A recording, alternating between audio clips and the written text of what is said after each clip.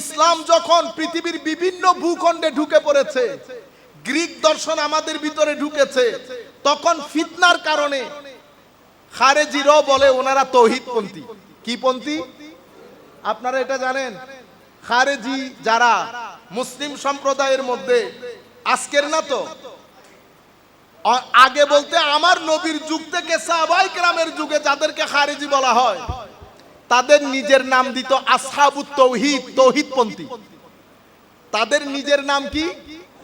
তৌহিদ ওয়াল ইতিদাল, মানে এরাই তৌহিদপন্থী moderate Islamic দল। বুঝতে পেরেছেন?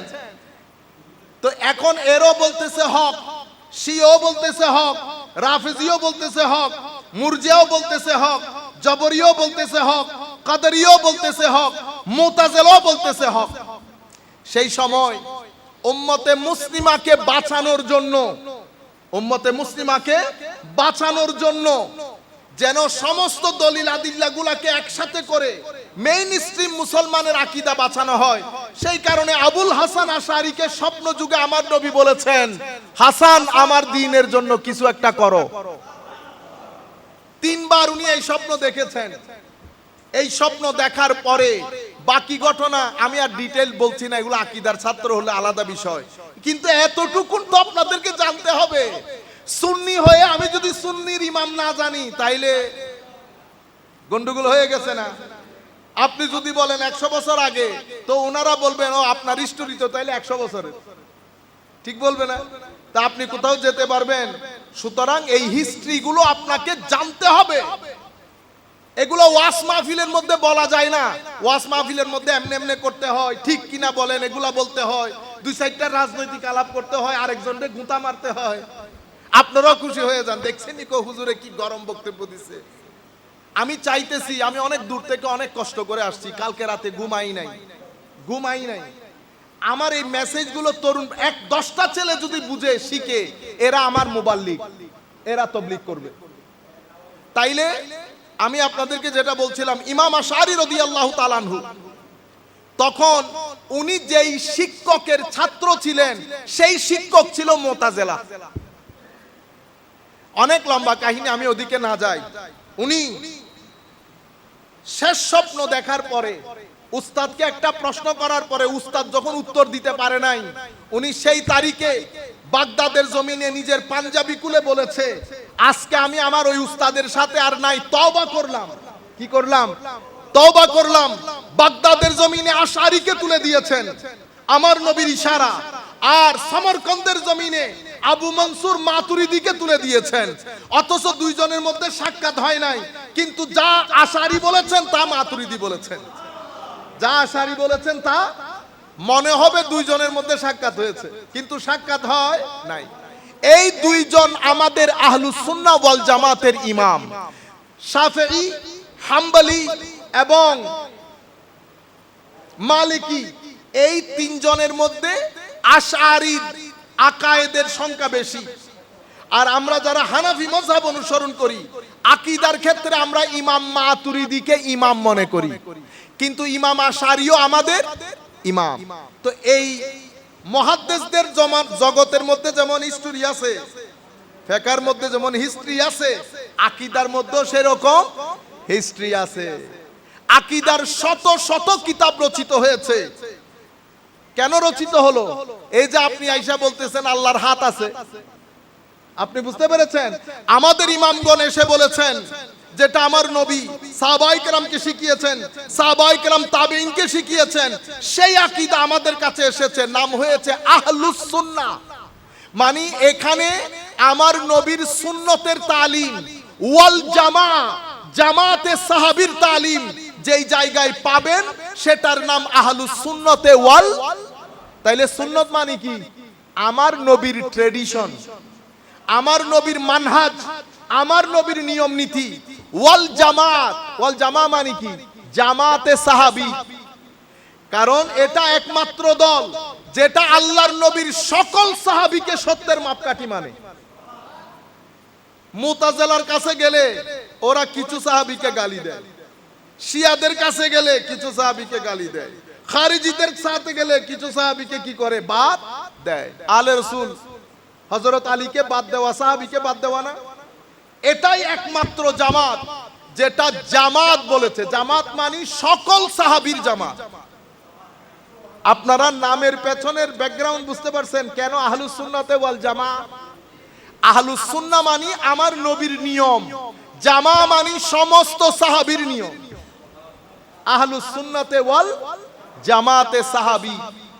সেই তারিখ থেকে আকীদার যখনই কোনো প্রশ্ন উঠেছে, বাগদাদের জমিন থেকে আশারি জবাব দিত, সমরকন্দের জমিন থেকে ইমাম মাতুরিদি জবাব দিত।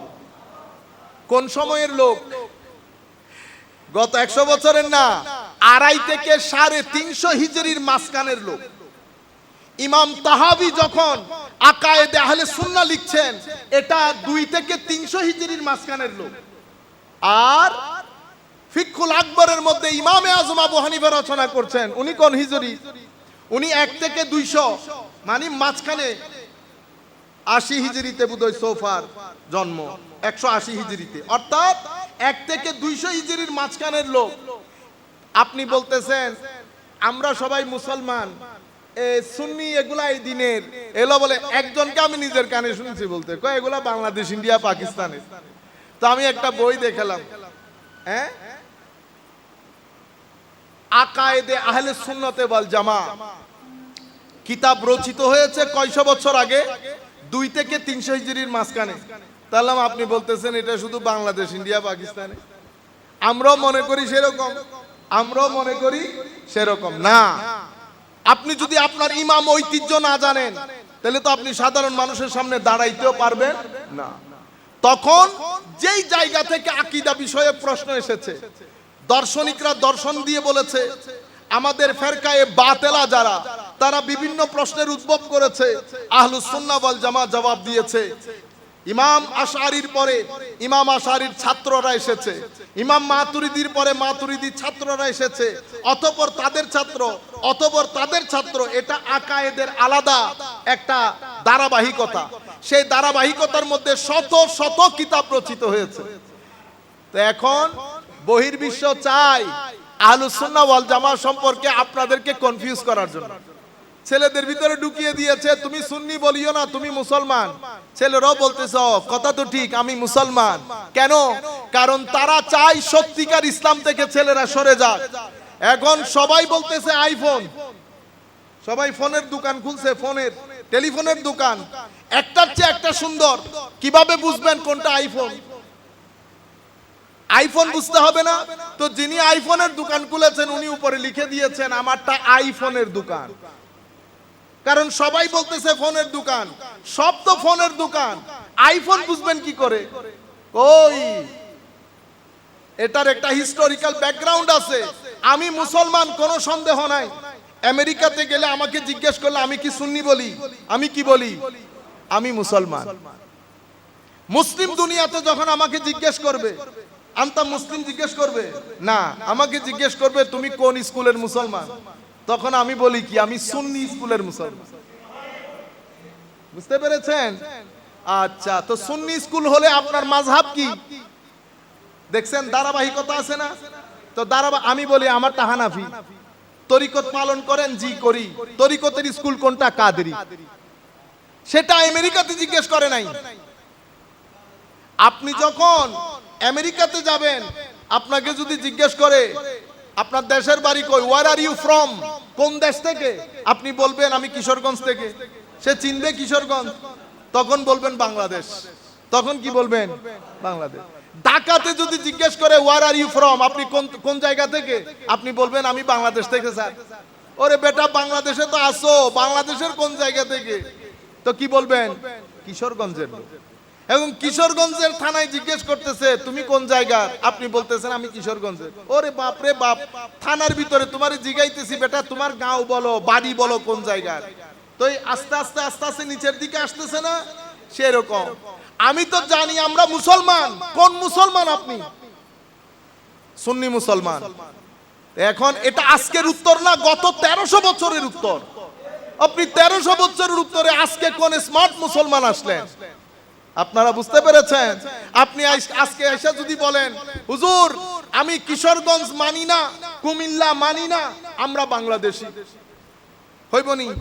যদি এটা হয় এখানেও এটা হবে। যদি আপনি বলেন শুধু মুসলমান, কোনো অসুবিধা নাই, আপনি শুধু বাংলাদেশি বলেন, কিশোরগঞ্জ লিখতে পারবেন না। আপনারা বুঝতেছেন বেটা? এই মানে মৌলিক ষড়যন্ত্র করে উম্মতে মুসলিমাকে পাগল করে দিচ্ছে। তাইলে আকীদার বিষয়টা বুঝছেন, আশআরী এবং মাতুরিদি। আমাদের ইমাম আবু মনসুর মাতুরিদি, ওই আবু মনসুর মাতুরিদি থেকে আজকের দিন পর্যন্ত আমরা যে আকায়েদের নাসফি পড়ি, এটা ইমাম মাতুরিদির চতুর্থ পুরুষ। ইমাম মাতুরিদির চতুর্থ পুরুষ। এরপর ইমাম আশআরীর এখানে ইবনে ফৌরক, ইসফারাইনি, বাকিল্লানি, বাহেলি, গাজালি, আস্তে আস্তে ওনাদের একটা ধারা আছে, দুইটাই মিলে আহলুস সুন্নাতে ওয়াল। তাইলে আমি এখন যদি জিজ্ঞেস করি আহলুস সুন্নাহ ওয়াল জামাত কেন বলা হয়? বলা হয় কারণ ওই 2 থেকে 300 হিজরির মাঝখানে যখন বিভিন্ন ফেরকায়ে বাতিলার উদ্রেক হয়েছে, কেন হয়েছে? রাজনৈতিক কারণে। কি কারণে? রাজনৈতিক কারণে। রাজনীতির চেয়ারকে এস্টাবলিশ করার জন্য ধর্মের ব্যবহার হয়েছে। সেই কারণে কেউ খারেজি হয়েছে, কেউ শিয়া হয়েছে, কেউ জাবরিয়া, কেউ কাদেরিয়া। তো সেই জায়গার মধ্যে উম্মতে মুসলিমাকে আমার নবীর রেখে যাওয়া দিন, সাহাবায়ে কেরামের দিন শিখানোর জন্য আমাদের 2 জন ইমাম দাঁড়িয়েছেন। এর পূর্বে কিতাব রচিত হয়েছে আহলে সুন্নাত ওয়াল জামাতের। ইমামে আজম লিখেছেন, ইমাম তাহাবি লিখেছেন, ইনারা আরো আগে। কিন্তু ট্রেডিশনালি, অফিশিয়ালি আহলে সুন্নাত ওয়াল জামাতের যেই 2 জনকে প্রধান ইমাম ধরা হয়, তাদের নাম আবু মনসুর মাতুরিদি আর ইমাম আবুল হাসান আশআরী। তো যারা আশআরী তারা আশআরী বলেন, যারা মাতুরিদি তারা মাতুরিদি বলেন। আপনারা এখন বুঝতে পেরেছেন? যিনি পরবর্তীতে, যেমন ইমাম গাজালি রহমতুল্লাহ আলাইহি, উনি বলতে পারবেন আমি মাতুরিদি আশআরী মানি না।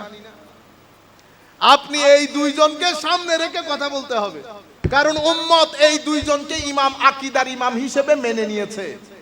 এতটুকুন তো পরিষ্কার। সময় খুব সংক্ষিপ্ত। এর পরবর্তীতে ইসলাম। এখন ইসলাম যখন কিতাব আকারে রচিত হয়েছে, সেটাকে আমরা হাদিস বলি এবং ফিকহ শাস্ত্র বলি। কি বলি? হাদিস এবং ফিকহ শাস্ত্র। আমার নবী বলেছেন, সাহাবায়ে কেরাম লিখেছেন। তো সাহাবায়ে কেরাম তো গাছে, বাঁশে, বিভিন্ন জায়গায় লিখে রেখেছেন।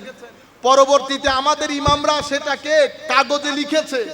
সেই কাগজ থেকে ব্যাখ্যা বিশ্লেষণ হয়েছে, সেগুলাকে আমরা ইলমুল হাদিস বলি। এখানে ইলমুল হাদিস হয়েছে, উলুমুল হাদিস হয়েছে, হাদিসকে বুঝার জন্য।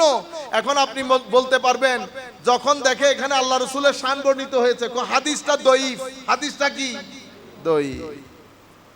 আর একটা হচ্ছে ফিকাহ ফতোয়া। ফিকাহ ফতোয়ার প্রধান ইমাম, ইতোপূর্বে আরো ইমাম আছে, শুধু এই 4 জন ইমাম না, আরো অসংখ্য ইমাম ছিলেন। অফিশিয়ালি পরবর্তী যুগে আসা সমস্ত ওলি বুজুর্গ এই 4 জনকে ফিকার ইমাম হিসেবে মেনে নিয়েছে। কোন 4 জন বলেন? ইমামে আজম আবু হানিফা দ্বিতীয় জন না বেটা, বয়সের সিনিয়রিটির মাধ্যমে বলেন। ইমাম আজম আবু হানিফা, ইমাম মালিক রাদিয়াল্লাহু তাআলা আনহু, ইমাম শাফিঈ রাদিয়াল্লাহু তাআলা, ইমাম আহমদ ইবনে হাম্বল। ইমাম শাফিঈ ইমাম আজমের নাতি ছাত্র। কি ছাত্র? নাতি ছাত্র। ইমাম আহমদ ইবনে হাম্বল ইমামে আজমের পতি ছাত্র। তাইলে ইমামে আজমের ছাত্রের কাছে পড়ে ইমাম হয়েছেন ইমাম শাফিঈ। ইমাম আজমের নাতি ছাত্রের কাছে পড়ে ইমাম হয়েছেন ইমাম আহমদ ইবনে হাম্বল।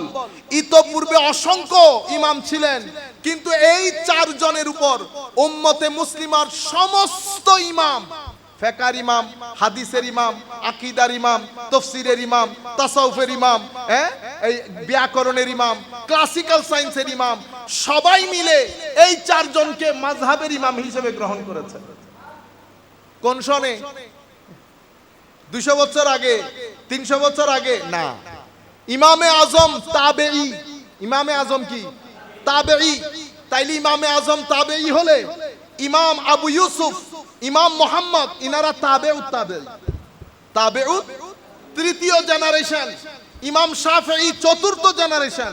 আজকে তো না, 1250 বছর আগে এই মাযহাবের উপর কুল কায়নাতের জিন্ন, ইনসান, এই চারজনকে ইমাম হিসেবে মেনে উম্মতে মুসলিমার নামাজ পড়া, শরীয়ত পালন করার ক্ষেত্রে একটা দারুণ ঐক্য সাধিত হয়েছে। সেই ঐক্যের মূলে আঘাত করছে আমাদের আহলে হাদিসের ভাইয়েরা। বুঝতে পেরেছেন? আপনার ইচ্ছে না করলে বেটা আপনি না করেন। আমি তো দলিল দিতে পারবো না, আমি কোনো দলিল মলিল বুঝি না।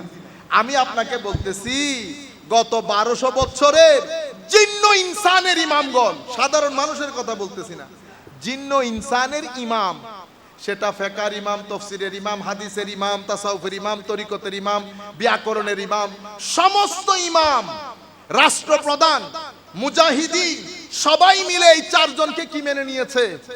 ইমাম মেনে নিয়েছে। এখন আপনি যদি মনে করেন আপনি ওদের চেয়ে বড় ইমাম, অসুবিধা নাই তো, অসুবিধা নাই, হইতেও তো পারে হঠাৎ করে ইমাম এসে গেছে, তো ওই ইমামের নাম হবে বেটা হঠাৎ ইমাম। এগুলা করিয়েন না। উম্মতে মুসলিমার ঐক্য সাধিত হয়েছে, আপনারা বুঝতে পেরেছেন? সমস্ত ইমাম 1200 বছরের, এটা আপনারা যদি একটু বুঝতে পারেন, আমি যদি আপনাদেরকে বুঝাইতে পারি, 1200 বছরের পিঁপড়া থেকে শুরু করে উপরের লেভেলের হাতি পর্যন্ত সমস্ত ইমামগণ এই চারজনের ইলমের চৌকটের সামনে মাথা নত করেছে। মানে এদের ইলমের কোনো সীমা পরিসীমা নাই। আজকের যুগেও যদি বলি, আজকের যুগের ইলমের কেবলা আজহার বিশ্ববিদ্যালয়, সেখানে যত বড় ইমাম সবাই কি বলে? আমি শাফি মাযহাবের একজন আদনা দরজার খাদেম। কেউ বলে মালিকি মাযহাবের আদনা দরজার খাদেম। সিরিয়াতে যান একই, দিমেশকে যান একই, ইয়েমেনে যান একই। আপনি বাংলাদেশের বড় বড় মাদ্রাসাগুলোর প্রত্যেকের মুহাদ্দিস মুফতি, ওনারা কি বলছেন? আমরা মাযহাব মানি না। তাইলে বেটা আপনারা মাইনরিটি, আপনাদের কাছে টাকা আসে, কেউ একজন আপনাদেরকে টাকা দেয়, আপনারা সেই টাকা বন্টন করেন, আখির আঞ্জাম ভালো হবে না। আপনি দলিল খুঁজতেছেন, যারা ফিকহ ফতোয়া মানে না, দিন ধর্ম মানে না, তারাও তো কোরআন শরীফ থেকে দলিল দেয়। দলিল কোত্থেকে দেয়? যে আল্লাহ মানে সেও কোরআনের দলিল দেয়, যে আল্লাহ মানে না সেও কোরআনের দলিল দেয়। দলিল আপনি বুঝবেন না বলেও লাভ নাই। আপনারা বুঝতে পেরেছেন? আচ্ছা, এই হচ্ছে আমাদের ইসলাম, ইসলামের ট্রেডিশনাল বিষয়। এতটুকুন আপনারা হিম্মতের সাথে, কনফিডেন্সের সাথে যদি বুঝতে পারেন, এটা যদি আন্দাজে, আপনারা কোনোদিন দলিলে যাবেন না। দলিল কেন? কি দলিল বুঝবেন আপনি? আমি ফার্মাসি খুলে দিলাম, সমস্ত ওষুধপত্রগুলো লাগলাম, আপনি বলতেছেন হুজুর আমার মায়ের ব্রেইন হ্যামারেজ হয়েছে। আমি যদি বলি যা ফার্মাসি থেকে ওষুধ নিয়ে আসেন, পারবেন? ওষুধ বের করতে পারবেন? কি লাগবে? আরে ফার্মাসিস্ট লাগবে তো। ফার্মাসিস্টকে যদি আপনি গিয়ে বলেন তুমি সরো, আমি কি ফার্মাসি কম বুঝি? এই কিতাব খুলে ফার্মাসির ওষুধ বের করতে পড়তে আম্মা জান ইন্না লিল্লাহ হয়ে যাবে। আপনারা বুঝতে পেরেছেন? আমাদের ভাইয়েরা না বুঝে দলিল দেয়, বুখারী শরীফের দলিল, মুসলিম শরীফ, বুখারী শরীফ আমি বুঝি না, দলিল দিব কোত্থেকে?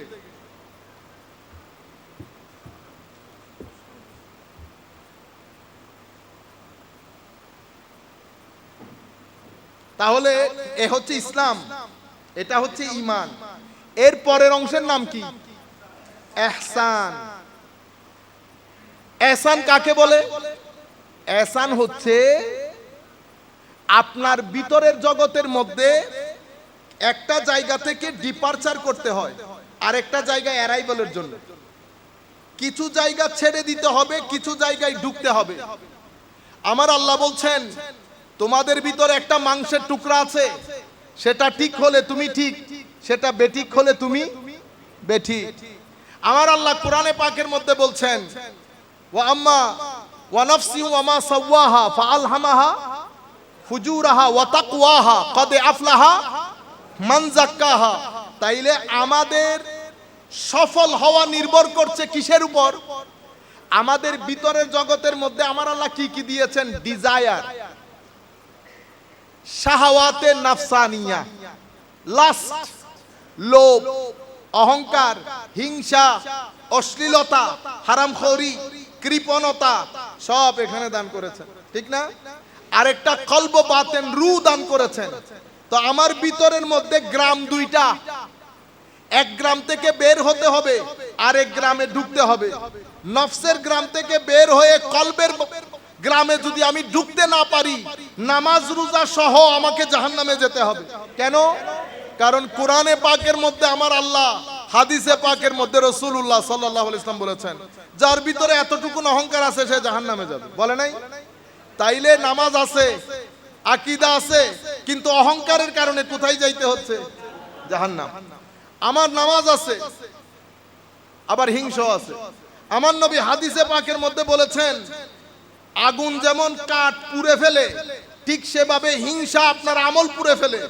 তাইলে ইবাদত রিয়াজত করেছেন, হিংসা থেকে কেমনে বাঁচতে হয় সেটা শিখলেন না, তো হিংসা তো আপনার ইবাদতের পাহাড়ে আগুন লাগিয়ে দিয়েছে না? হায় হায় হায়। ইমাম জালালউদ্দিন রুমি রাদিয়াল্লাহু তাআলা আনহু উনি কি বলেছেন? আমার চাচা দান এনে, দান শুকিয়ে সুন্দর করে বস্তার মধ্যে ঢুকিয়েছে। ঢুকিয়ে আমার চাচা বিয়ার বাড়িতে চলে গেছে। ইন্দুর আইসা বস্তার ভিতরে ঢুকছে, ঢুকে এই 10 কেজি দানকে কত কেজি করছে? 2 কেজি। দেখতে সব দান, হাত যখন ঢুকাইছে দেখে কি? সুবা। তাইলে আমার এখানে কোরআনের, নামাজের, হজের, যাকাতের দানগুলা রেখেছি, এদিক থেকে অহংকারের চুয়া একটা আমার এই দানি জমিনের ভিতরে ঢুকছে। ঢুকা কোন সময় যে সে সব খাইয়া ছারকার করে দিছে আমি তো জানিও না। আমি তো অহংকারের মধ্যে আছি, নামাজ আছে, রোজা আছে, হজ আছে, যাকাত আছে, আমারে মারে কে? কিন্তু ভিতর থেকে চিটেঙ্গা ভাষায় বলে খোলকল্লা করে দিছে। আপনারা বুঝতে পেরেছেন? তাইলে এহসান কাকে বলে? এহসান হচ্ছে আমার আল্লাহ আপনার ভিতরে যে রূহ দান করেছেন, যে কল্ব দান করেছেন, সেই কল্বকে আমার আল্লাহ যেভাবে পিওর দান করেছেন, সেই পিওরিটিটাকে ধরে রেখে কলব বাতেনের মধ্যে নূরে ইলাহির বর্ষণ করার জন্য কলব বাতেনকে তৈরি করা, এটাকে এহসান বলে। কি বলে? এহসান বলে। সহজ কথাই বলতে গেলে, একদম সহজ কথায়, এহসান হচ্ছে সেই স্ট্যাটাস আপনার কলব বাতেনের, যে স্ট্যাটাসে গেলে মানুষের অন্তর থেকে অহংকার কমে এসেছে, হিংসা কমে এসেছে, অশ্লীলতা কমে এসেছে। এগুলো সব অন্ধকারের নাম। আয়নার মধ্যে এগুলা কি হয়ে গেছে? ধুলোবালি পড়ে গেছে, চেহারা নজরে আসে না। যখন আস্তে আস্তে মোছা শুরু করেছেন তখন চেহারা নজরে আসে। তো নূরের বারিশ যে ওখানে পড়ে, নূরের বারিশ, এই দুলা মাইলার কারণে নূরটা আয়নার ভিতরে জমতেছে না। যখন এটা সরে যায়, নূর জমে, বান্দার কলব বাতেনের মধ্যে তাকওয়া প্রতিষ্ঠিত হয়। যখন তাকওয়া প্রতিষ্ঠিত হয়, তখন নামাজে দাঁড়ালে সেই তাকওয়া নূর হয়ে অন্ধকার দূর করে দিয়ে বান্দার আল্লাহর মাঝে একটা নূরানি কানেকশন তৈরি করে। এটাকে কি বলে?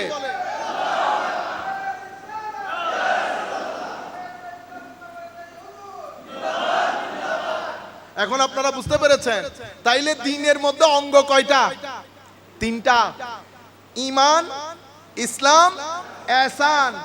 ঈমানের মধ্যেও 1200 বছরের একটা হিস্টোরি আছে, ইমামগণ কিতাব লিখেছেন। ইসলামের মধ্যেও কিতাব লিখেছেন, তো ইহসানের মধ্যে নাই। হায় হায় হায়। আসেন, ইহসানের ইমাম। তো ইহসান কি সেটা আমার নবী সাহাবায়ে কেরামকে শিখিয়েছেন, সাহাবায়ে কেরাম তাবিঈনকে শিখিয়েছেন। অতঃপর যখন প্রয়োজন এসেছে, কিতাব যখন আকীদার ইমামগণ আকীদার কিতাব লেখা শুরু করেছেন, শরীয়তের ইমামগণ শরীয়তের কিতাব লেখা শুরু করেছেন, তখন এই ইহসানের ইমামগণ ইহসানের উপর কিতাব লেখা শুরু করেছেন।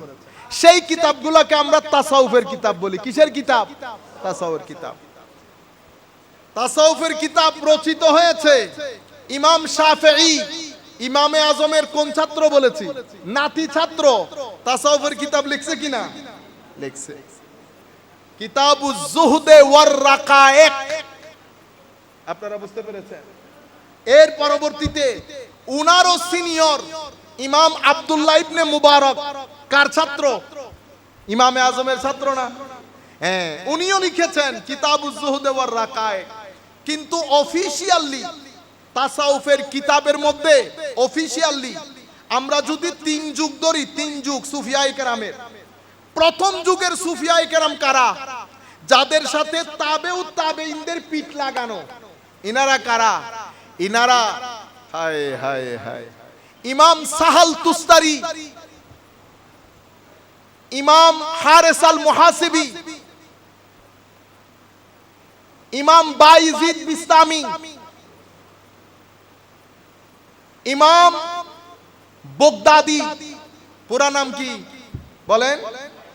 জি না না, বাইজিদ বুস্তামি তো এটা আছে, বগদাদি কি নাম? হযরতে জুনায়েদ বগদাদি। জুনায়েদ বগদাদির চেয়েও সিনিয়র হচ্ছেন বাইজিদ বুস্তামি। জুন্নুন আল মাসরি, শাকিক বলখি, হাতেম আল আসম। শাকিক বলখি ইমামে আজমের ছাত্র। শাকিক বলখি ইমামে আজমের ছাত্র। তো তরিকত কি বাংলাদেশে খালি? এটা আপনারা জানতে হবে না? তাইলে ইমামে আজমের ছাত্র সুফিকুল শিরোমণি, ওনার ছাত্র হাতেম আল আসম। ইনারা প্রথম যুগের আল্লাহর ওলি। সেটা কোন যুগ? 2 থেকে 300 হিজরির মাঝখানের লোক। 2 থেকে 300 হিজরির মাঝখানের লোক। তখনই তরিকতের তাসাউফের উপর কিতাব রচিত হয়েছে। কিন্তু অফিশিয়ালি তরিকত এবং তাসাউফের কিতাবের মধ্যে আমরা কিতাবুজ জুহদ ওয়ার রাকায়েক ইমাম শাফিঈ, রিসালা কুশাইরিয়া ইমাম কুশাইরির 300 হিজরির লোক, কুতুল কুলুব, আওয়ারিফুল মাআরিফ, কাশফুল মাহজুব, মানাজিলুস সাইরিন, ইহয়া উলুমিদ্দিন, এগুলা এখনো হুজুর গৌসুল আজম আসেন নাই। এখনো হুজুর গৌসুল আজম আসেন নাই। আমি ইনাদের পূর্বের 500 হিজরির প্রথম যুগের কথা বলছি, অতঃপর দ্বিতীয় যুগ। এরপরে হুজুর ইমাম গাজালির সমসাময়িক হুজুর গৌসুল আজমের জমানা 500 থেকে 600 হিজরির মাঝখানে, এরপরে হুজুর গৌসুল আজমের জমানা শুরু হয়েছে।